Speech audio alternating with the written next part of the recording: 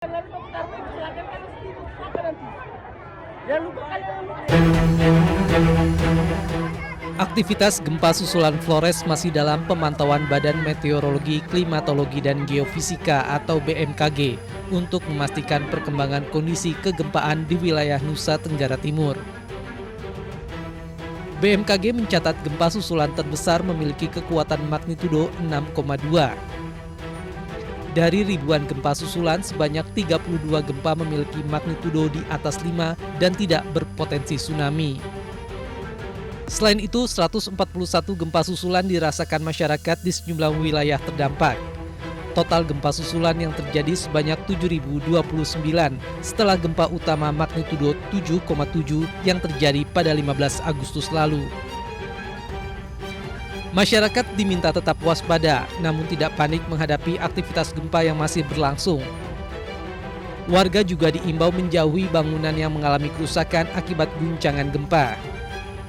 Tim Liputan iNews melaporkan.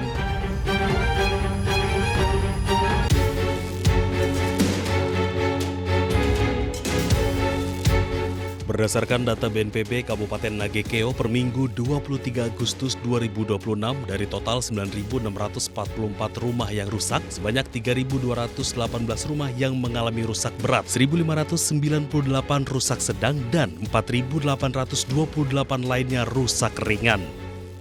Besarnya dampak kerusakan tersebut membuat proses penanganan dan pemulihan terus dilakukan, terutama untuk memenuhi kebutuhan dasar masyarakat serta memulihkan fasilitas yang terdampak bencana. Ada dari pemerintah atau gimana caranya dibuat juga benteng macam di Desa Nangdero supaya jaga-jaga untuk kedepannya lagi. Begitu harapan kami di sini, buat benteng di tepi pantai. Hanya kita memang ada masalah di 2 hari pertama, karena setelah gempa itu khusus untuk Nagekeo, kalau kabupaten yang lain sepertinya tidak, yaitu telekomunikasi dan listrik itu lumpuh total. Kerusakan juga terjadi pada sejumlah fasilitas umum dan infrastruktur. Tercatat 54 fasilitas pemerintahan, 125 fasilitas pendidikan, 52 fasilitas kesehatan, 49 rumah ibadah, serta masing-masing 7 fasilitas air bersih dan akses jalan turut terdampak. Selanjutnya, pemerintah bersama pihak terkait masih melakukan pendataan, penanganan dampak bencana, dan pemulihan di sejumlah wilayah terdampak di Kabupaten Nagekeo. Dari Nagekeo, Nusa Tenggara Timur, Joni Nura, iNews melaporkan.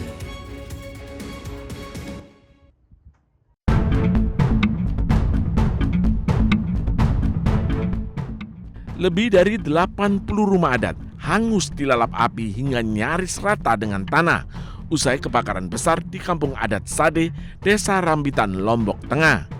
Di tengah puing, sejumlah warga mengais barang perabotan serta benda berharga yang masih bisa diselamatkan. Kebakaran ini berdampak pada ratusan kepala keluarga. Terpaksa mereka mengungsi ke rumah sanak keluarga, dan 300 lebih pelaku wisata di kampung adat ini harus kehilangan mata pencahariannya.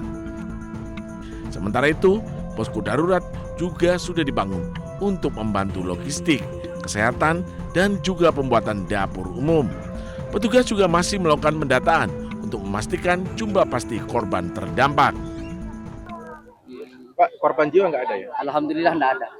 Berarti ini semua yang ratusan rumah di sini hangus semua? Hangus semua. Nggak ada yang tersisa. Termasuk barang-barang? Barang-barang nggak ada yang tersisa. Kain-kain juga? Kain itu habis semua. Nggak ada yang terselamat ya? Nggak ada.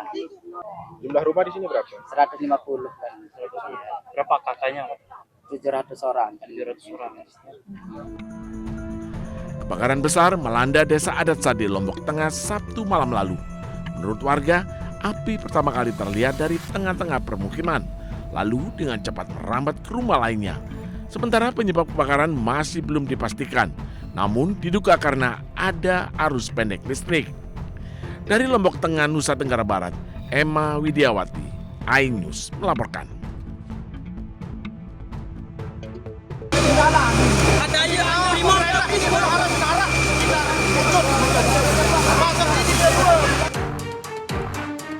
Penyebab kebakaran di Kampung Adat Sade, Desa Rambitan, Kecamatan Pujut, Kabupaten Lombok Tengah hingga kini belum bisa dipastikan. Aparat kepolisian telah lakukan olah TKP di salah satu rumah yang diduga menjadi titik api muncul. Namun polisi masih belum memastikan penyebab kebakaran dan masih menunggu hasil dari identifikasi. Hari ini langsung kita melaksanakan olah TKP, yaitu dari Polda gabung sama Polresta. Lagi sedang dilaksanakan tadi di atas. Akan kita polisi di atas. Sudah ada hasil gitu? Untuk sementara belum ada. Kita menunggu. Dan juga kami juga minta permohonan bantuan dari lapor dari Bali. Nanti sudah kita meminta ke Bali nanti untuk Untuk mempercepat hasil identifikasi, Polda NTB berkoordinasi dengan tim kepolisian dari Bali untuk memastikan penyebab pasti kebakaran terjadi di Dusun Sade ini. Dari Lombok Tengah, Emma Widiawati, iNews melaporkan. Video.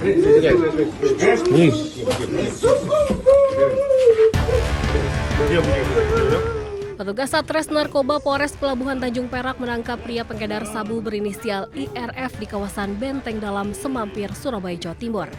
Polisi menemukan 672 plastik klip berisi sabu dengan total berat bruto sekitar 399,15 gram. Berdasarkan hasil pemeriksaan, sabu tersebut merupakan milik pria berinisial HSM yang kini masuk dalam daftar pencarian orang.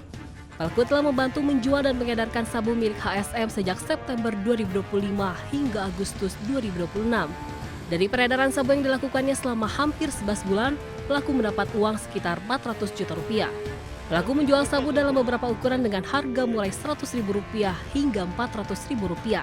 Pelaku mengaku terlibat dalam peredaran sabu karena butuh uang untuk memenuhi kebutuhan hidup sehari-hari.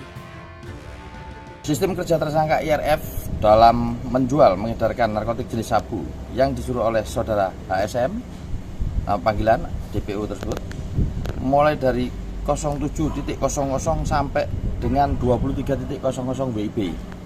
Tersangka IRF mendapatkan upah sebesar Rp150.000 dari saudara HSM sebagai upahnya untuk per klip. Atas perbuatannya, pelaku terancam hukuman 20 tahun penjara. Dari Surabaya, Jawa Timur, Sony Hermawan, iNews melaporkan.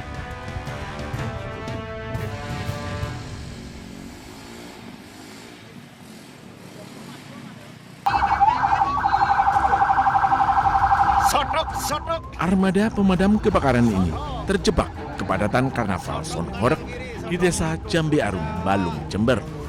Petugas harus menunggu dan berusaha mengurai kepadatan arus kendaraan, sehingga perjalanan menuju lokasi kebakaran memakan waktu. Beruntung kebakaran di lahan tebu di Desa Greden Puger, Jember, api padam dengan sendirinya sebelum armada damkar tiba di lokasi. dari BPBD kepada seluruh masyarakat untuk berlebih berhati-hati, seperti halnya tidak membuang sampah dan lalu membakarnya, karena ini akan cepat menimbulkan kebakaran di area lahan yang utamanya kering. Juga untuk perokok mungkin jangan membuang puntung rokok sembarangan, karena kita lihat salah satu penyebab karhutla yaitu hanya sedikit percikan api akan menimbulkan. Meski tak menimbulkan korban jiwa, kebakaran di lahan kering ini menjadi peringatan kepada masyarakat. Dari Jember, Jawa Timur, Bambang Sugierto, iNews melaporkan.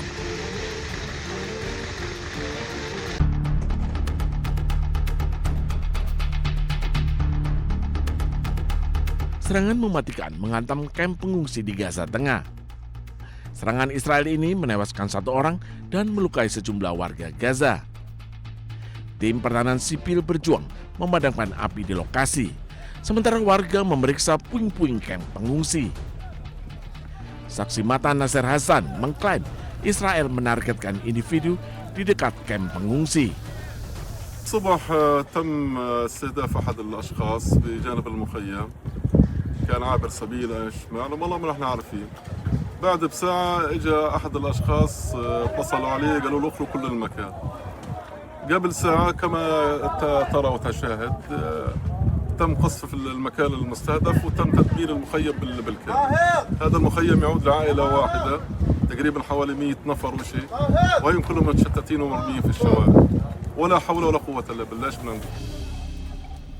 Serangan ini bukan pertama kalinya terjadi, meski gencatan senjata telah tercapai. Namun Israel masih terus menyerang Gaza. Warga Gaza pun sudah terbiasa hadapi teror Israel. Bahkan mereka mengaku hatinya sudah mati.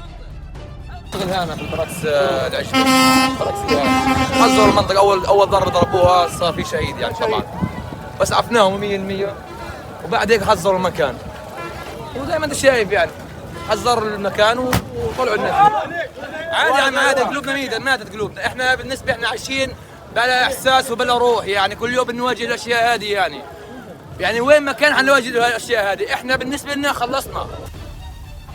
Media Palestina melaporkan bahwa serangan Israel di Azawaidah dan Camp Nusairat di dekatnya menewaskan seorang anak dan melukai 7 lainnya.